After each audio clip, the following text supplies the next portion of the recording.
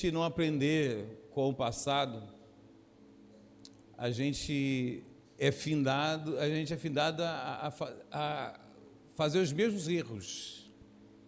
Os mesmos erros. E foi isso que a Reforma Protestante fez. Querer lembrar como era a igreja lá no começo, lá no seu começo. E o livro de Atos, ele começa ali do versículo capítulo 1 ao capítulo 6, ele fala sobre uma igreja que estava em Jerusalém.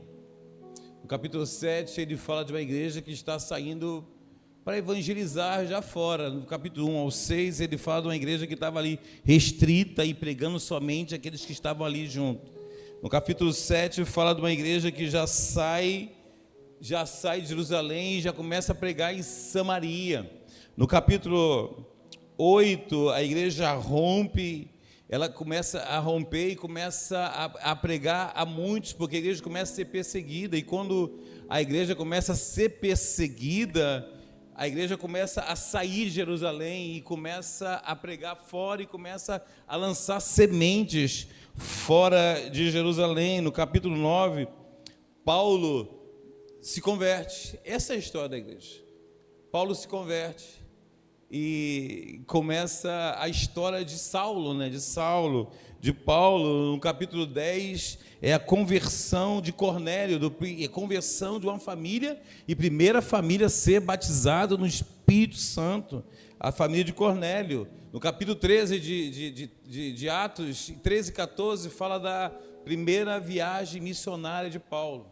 No capítulo 17 e 18, fala da segunda viagem missionária de Paulo. Do capítulo 19 ao capítulo 20, fala da terceira viagem missionária de Paulo, e termina Atos dos Apóstolos com Paulo preso, numa prisão, esperando ser julgado.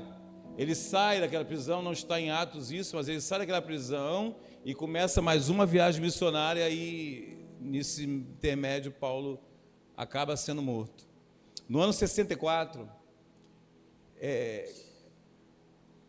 Roma pega fogo. No ano 68, estou tentando lembrar tudo de cabeça, tá, gente? No ano 68, Roma pega fogo e começa a morte dos cristãos. Quando o Coliseu foi inaugurado, foi acho que em 62, mas naquele ano foi 100 dias de festa.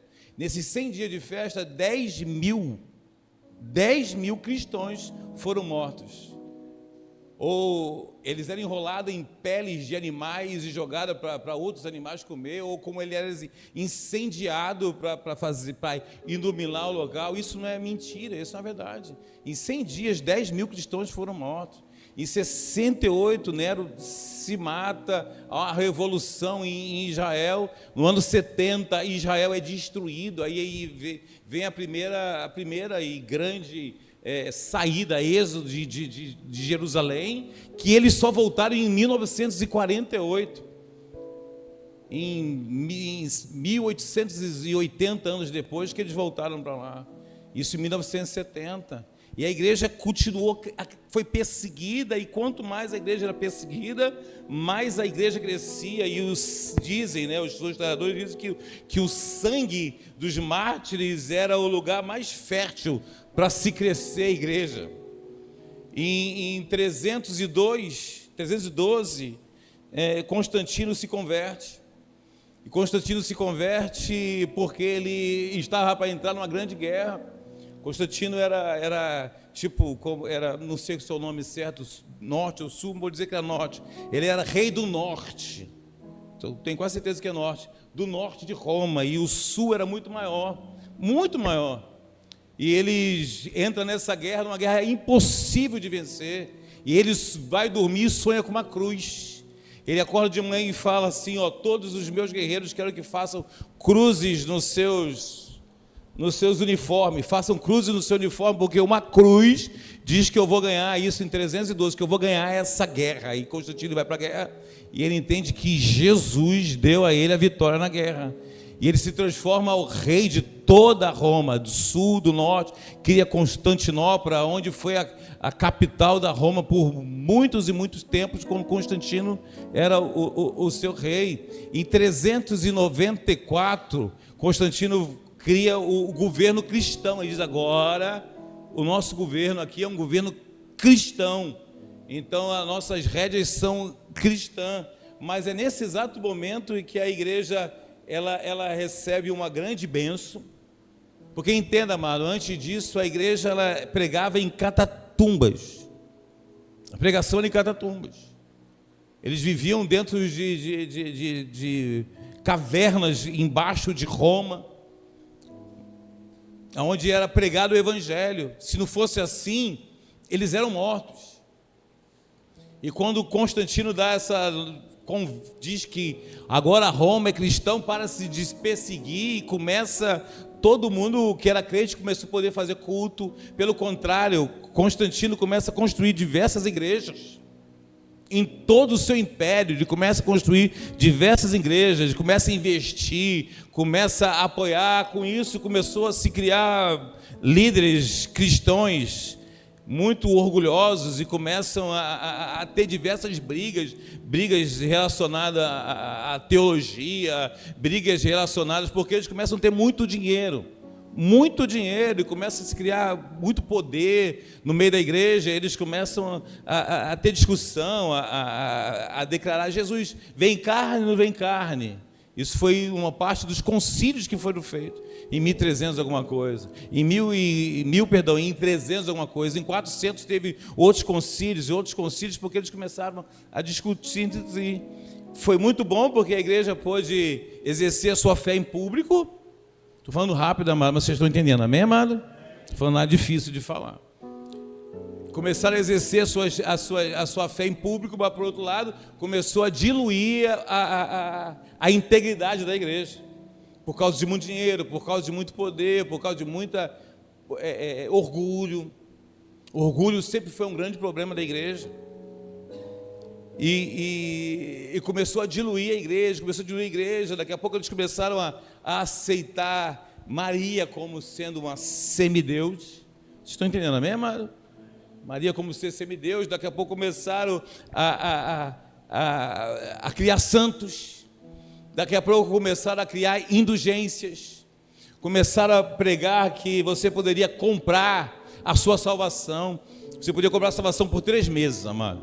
Imagine, se você pecasse o que você quisesse pecar por 3 meses, você pagou a indulgência, você podia ficar tranquilo, porque 3 meses o seu pecado não te levava para o inferno, porque você pagou, deu uma oferta. A igreja começou a barganhar com os ricos. Quanto mais rico, o cara poderia simplesmente pagar para a salvação eterna dele e de toda a sua família. Aí começou a surgir diversas pessoas. Nunca, entenda em nome de Jesus, nunca deixou de ter homens fiéis. Nunca deixou de ter homens fiéis. E com isso começou a surgir os pré-reformadores, e esses pré-reformadores começaram a pregar contra a igreja, contra a forma que a igreja agia naquela época. A maioria deles foram mortos, a maioria deles não suportaram o domínio romano e fugiram ou morreram. Mas em 1500 surgiu um homem chamado Lutero. E ele era pensa num cara problemático, é Lutero. Pensa num cara que tinha lutas espirituais, era Lutero. Pensa num homem que era muito religioso. Ele se confessava todos os dias, entre 2 e 3 horas por dia se confessando.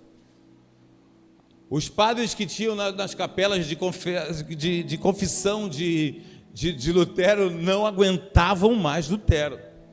Eles falavam isso, que era porque Lutero era extremamente religioso, extremamente, ele gostava do místico, extremamente místico e religioso. Com isso e muito estudioso e extremamente inteligente era Lutero. Ele era um cara assim difícil de lidar, mas Deus viu graça na vida de Lutero.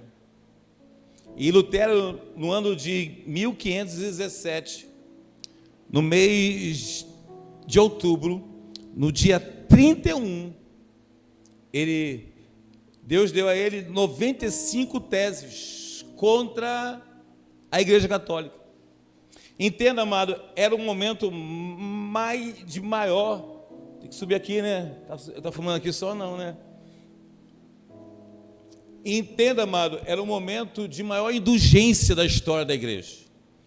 Entenda, amado, que Lutero surgiu numa época muito boa, muito propícia, foi logo após a Renascença. E na Renascença, no ano de 1400, surgiu a prensa de Gutenberg, onde as Bíblias começaram a ser impressas, mas ainda eram expressas em latim.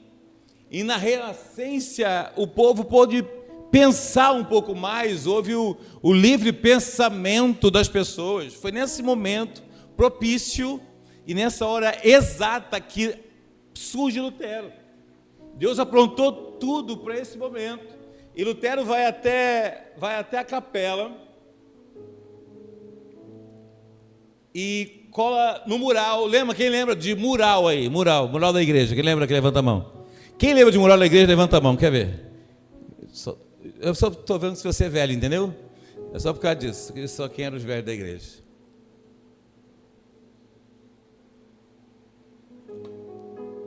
Tinha murais da igreja.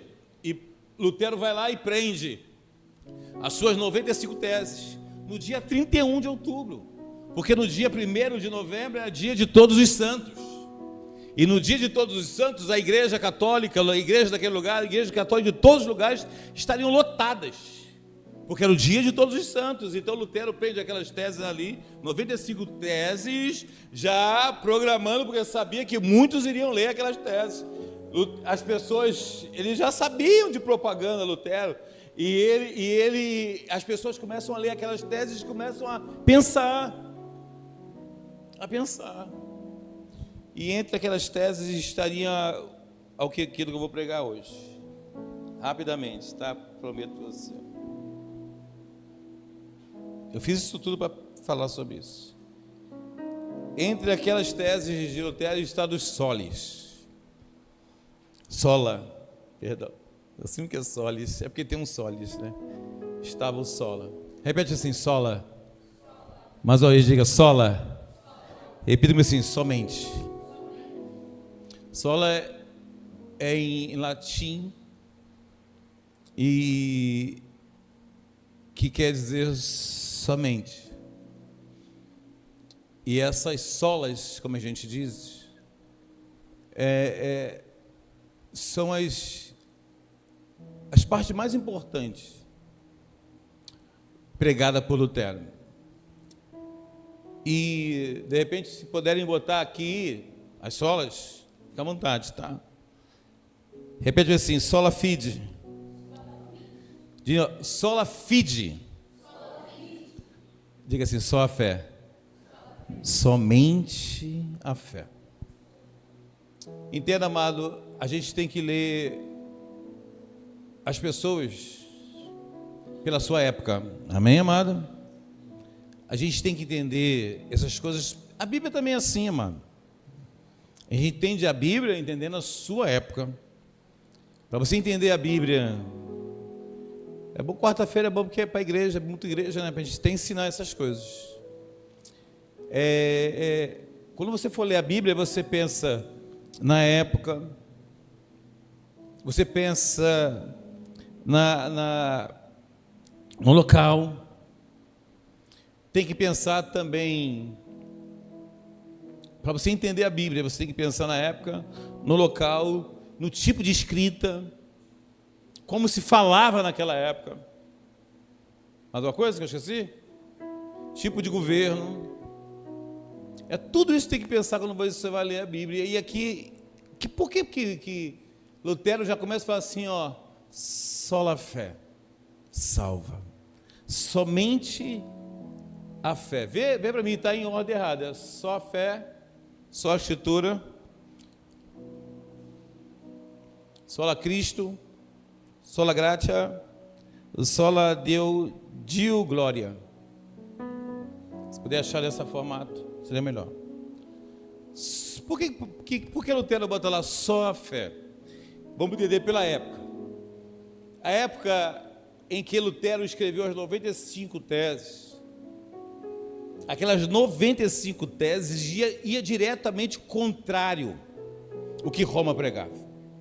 Alguns que eu esqueci de falar, a época que Lutero aparece é justamente na época que estão reformando a Basílica de Pedro.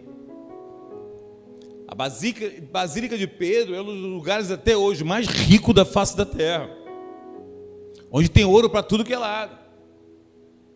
Então é nesse momento que eles estão lá estão reformando, a Basílica de Pedro e enchendo aquilo de ouro. Aí eles começam a pedir muitas indulgências e forçar demais o povo. Aí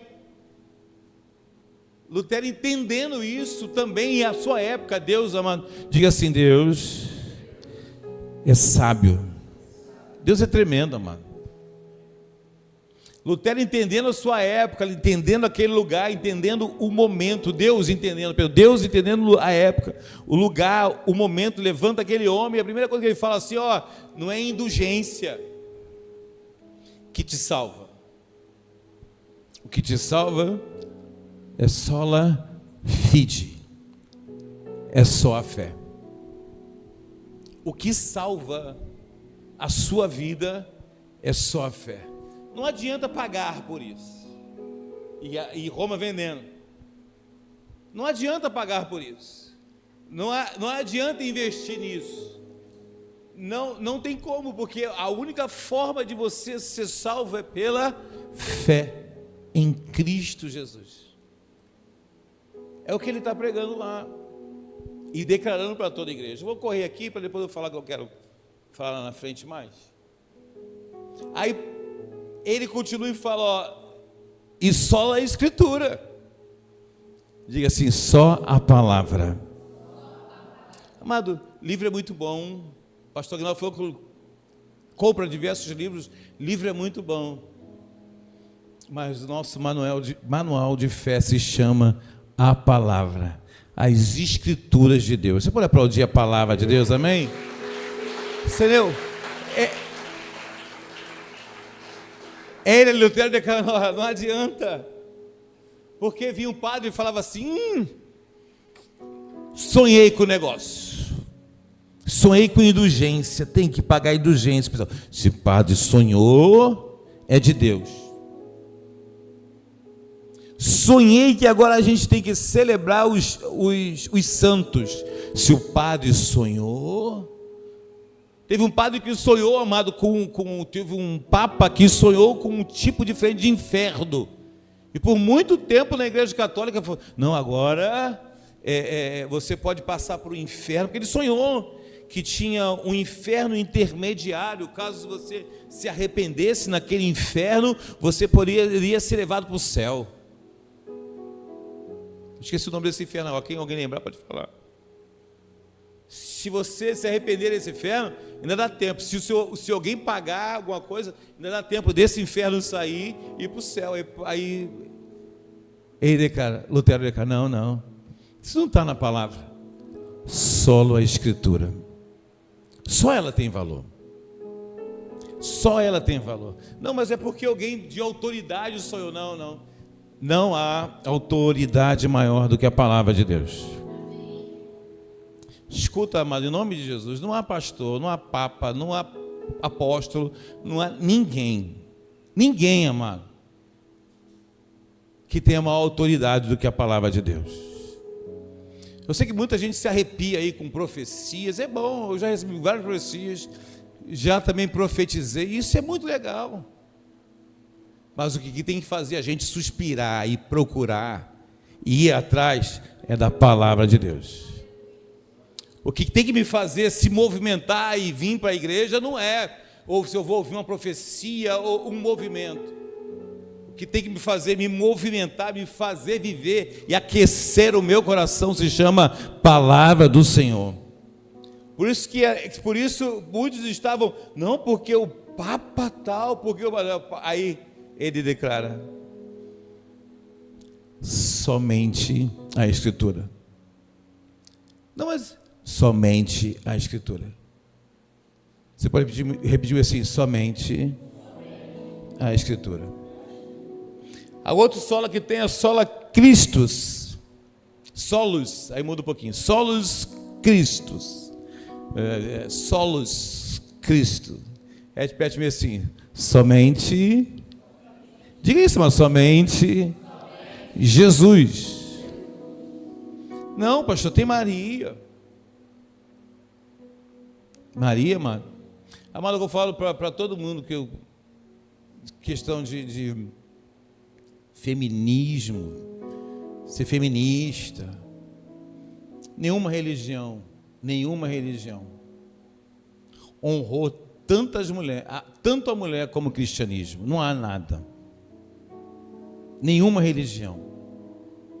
Não houve religião nenhuma que honrou tanto a mulher como o cristianismo. Aí, mas por isso, não Maria, não, solo Cristo. Mas eu gosto de um santo, não, solo Cristo. Mas eu gosto de um amuleto, não, somente a Cristo. Só tem um caminho, amado. Por isso que Jesus fala assim, por isso que a Bíblia fala, eu sou o caminho. Ele diz que ele é um caminho, não diz eu sou o caminho. Por isso que toda a escritura, você vai no Velho Testamento, o pastor aquele dia pregou aqui sobre o tabernáculo, tudo no tabernáculo aponta para Cristo. Confesso a você, eu queria um dia sentar com um judeu. Você é judeu?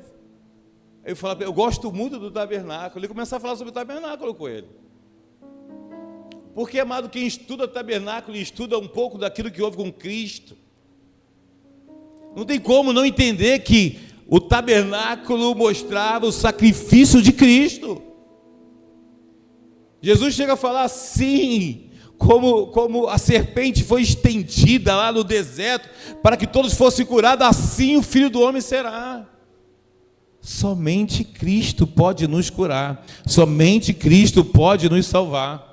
Você entende isso? Diga amém, amado? Somente Cristo pode fazer isso. Por isso que Lutero bota lá na sua espalda lá, solo Cristo. Aí ele continua, sola gratia. Eu gostei de falar isso, sola gratia. Diga comigo assim, somente a graça. Não é a nossa irmã Graça aqui não. Tá?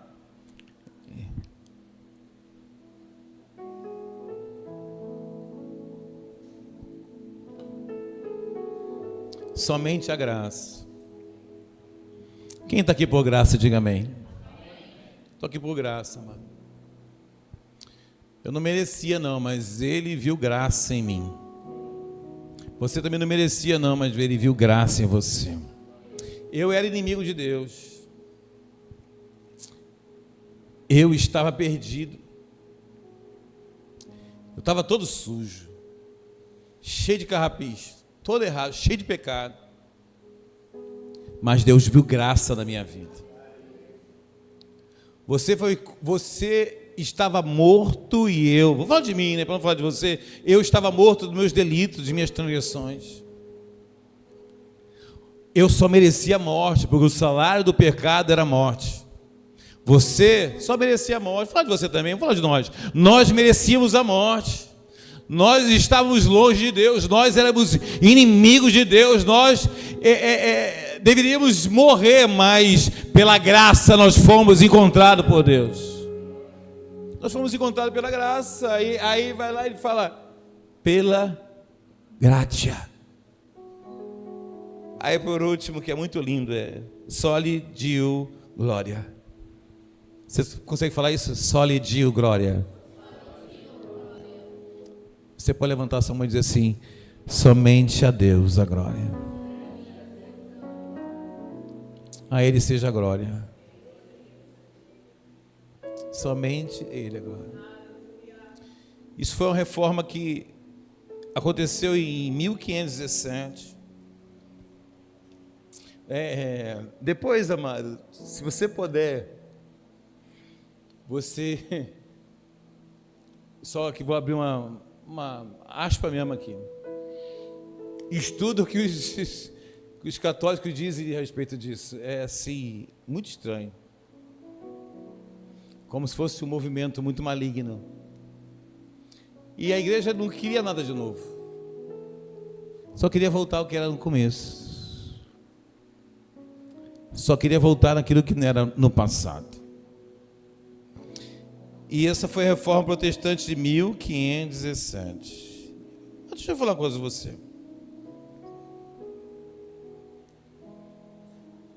Naquele tempo houve essa reforma porque era necessário voltar ao passado. E hoje? Como nós estamos? Como está a igreja? Como está você? Somente a fé? Você anda por fé?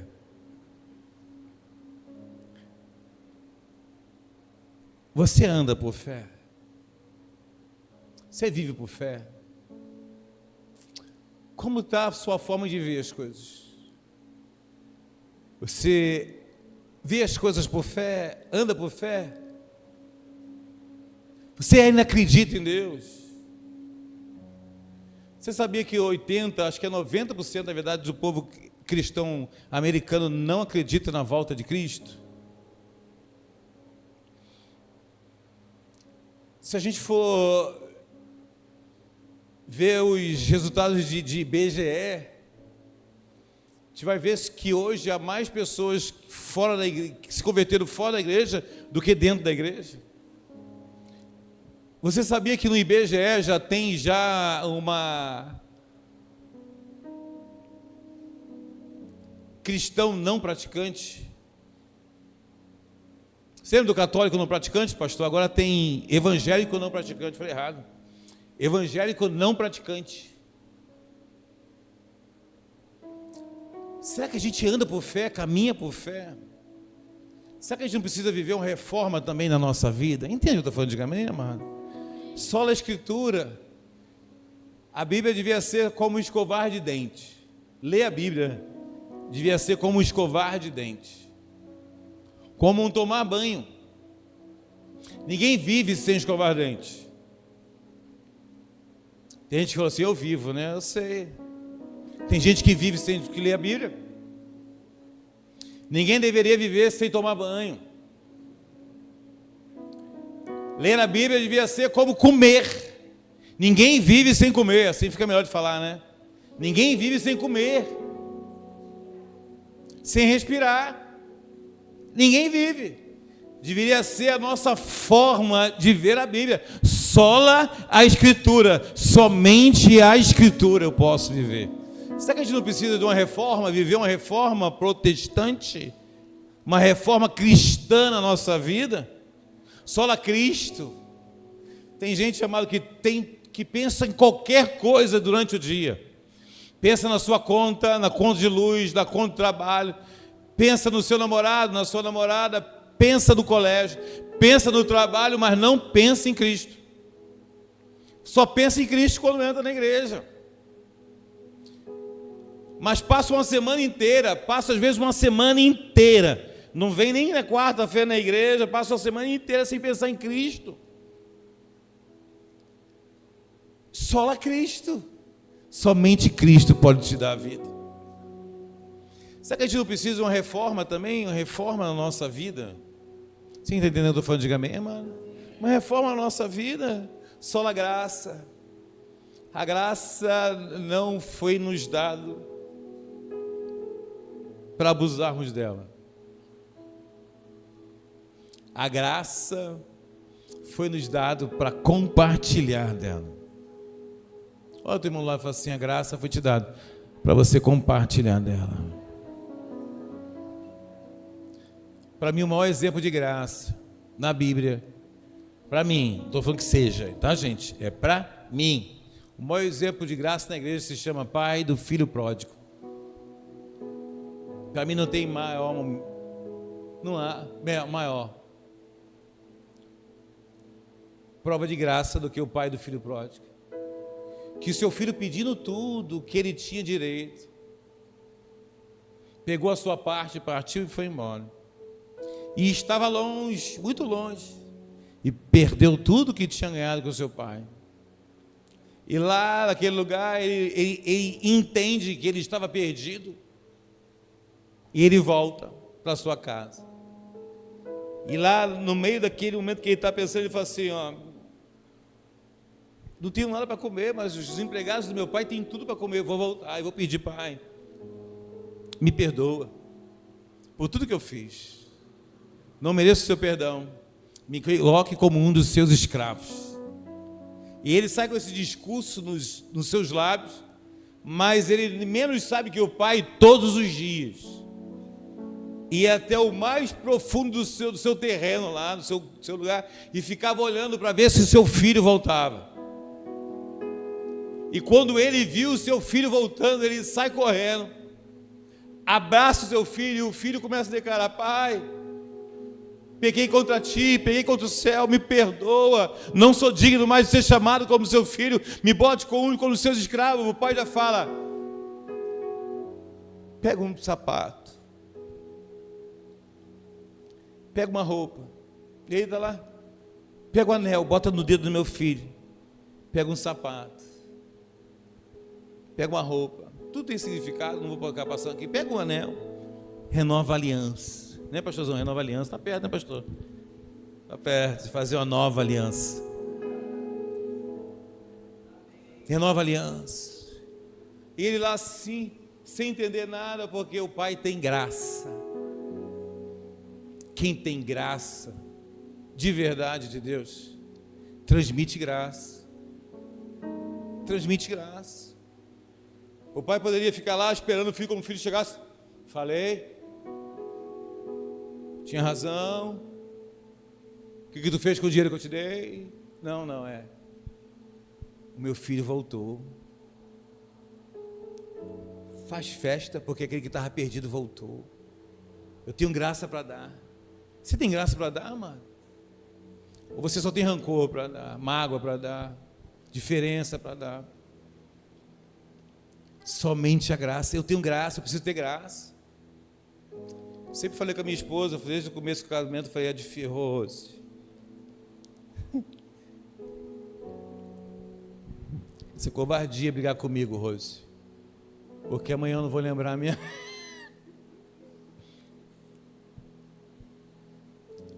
E muitas coisas aconteceram em nossas vidas e abrindo o coração agora. Isso foi só tirando nossos orgulhos. Né, pastor? Só destruindo nossos orgulhos. Não sou mais criança, mano. Não sou. E não tenho tempo para as coisas de criança, não. De ficar de lado de um, lado do outro, só penso na igreja, mano. Não tenho lado, não. Lado de ninguém. Meu lado é a igreja do Senhor Jesus. Você pensa que pastor Arroz, pastor Aguinaldo, pastor Irã tem ladinho na igreja? Você está muito enganado. Se converte. Se converte. E vou além, isso é criancice. É criancice. Se você tem lado na igreja, isso é criancice. Paulo chama-se de criancice. Eu posso mais chamar de vocês de filhos, mas de crianças espirituais, porque você tem lado na igreja. Não dá mais, amado, para ter orgulho. Para mim não dá. Sofri muito já, amado. Vou falar de mim, eu sofri muito já. E muitas vezes, e a maioria das vezes, eu sofri pelo Evangelho. Sofri pelo Evangelho. Sabe, não dá, amado, somente a graça. Quem tem graça, distribui graça. Perdoa o irmão. Se chateia, se magoa, isso é normal. Mas perdoa, busca, reintegra. Porque tudo é a igreja do Senhor, somente a graça. Tem a graça de Deus sobre a sua vida. Tem a graça de Deus sobre a sua vida. Somente a graça. Precisamos de uma reforma. Aí continua falando aqui, ó. A Deus, somente, vou botar como está escrito, né? Somente Deus a glória. A minha vida, a sua vida, seja para a glória do Senhor. Estamos, amados, comemoramos no dia de ontem, e deveríamos comemorar mesmo, sabe? Comemorar mesmo, deveríamos fazer isso. Porque a igreja voltou à sua essência, amém? E talvez hoje, se a palavra de Deus tocou o teu coração, e o meu coração, nós deveríamos também voltar à nossa essência. Voltar à nossa essência. Aonde eu vivo por fé, aonde eu amo a Escritura. Você pode pedir assim: Deus, é a sua palavra. Jesus é a palavra. Eu amo Jesus. Eu amo a palavra. Você pode aplaudir a palavra mais uma vez?